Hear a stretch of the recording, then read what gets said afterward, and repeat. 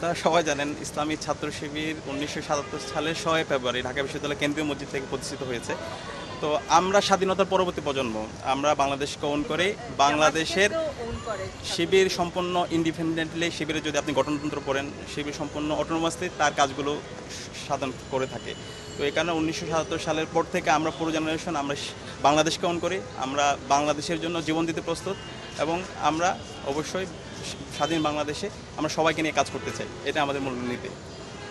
২৪-এর ছাত্র জনতার গণ অভ্যুত্থান পরবর্তী বাংলাদেশের সকল মানুষের কথা বলার অধিকার ফিরে পেয়েছে।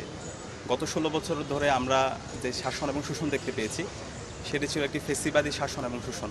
আমরা যদি ঢাকা বিশ্ববিদ্যালয় ক্যাম্পাসের কথা বলি, ক্যাম্পাসে একটা দাসত্বের রাজনীতি ছিল, এখানে ফেসিবাদী রাজনীতি কায়েম ছিল।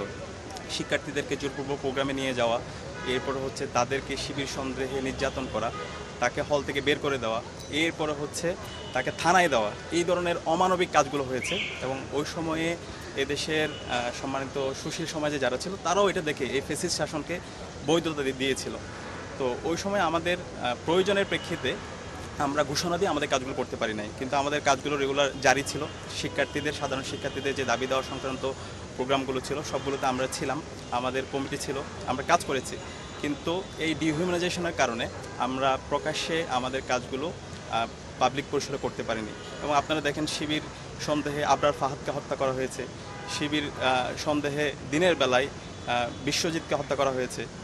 এভাবে বিভিন্ন জায়গায় আমাদের ঢাকা বিশ্ববিদ্যালয় যদি বলি, গত ১৬ বছরে প্রায় ৩,০০০ শিক্ষার্থী তারা নির্যাতিত হয়ে আমাদের হল থেকে বের করে দেওয়া হয়েছে। তো এই যে হচ্ছে অমানবিক নির্যাতন, সেই নির্যাতনের কারণে বাধ্য হয়ে আমরা আমাদের কথাগুলো আমরা বলতে পারিনি। কিন্তু ২৪-এর অভ্যুত্থান পরবর্তী এখন আমাদের অধিকার আমরা ফিরে পেয়েছি। এখন এই ২৪-এর অভ্যুত্থান পরবর্তী একটি সোশ্যাল কন্ট্রাক্ট হয়েছে, যারা ফেসিবাদের দূষর তারা ছাড়া সবাই রাজনীতি করতে পারবে, তারা তাদের মনের কথাগুলো বলতে পারবে।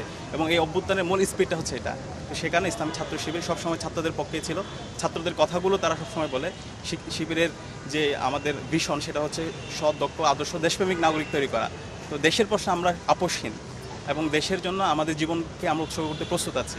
তো এই জায়গায় আমরা ফেসিবাদের দূষর ছাড়া সবাইকে নিয়ে আমরা একসাথে কাজ করতে চাই, আমরা শিক্ষার্থীদের মনের কথাগুলো আমরা বলতে চাই।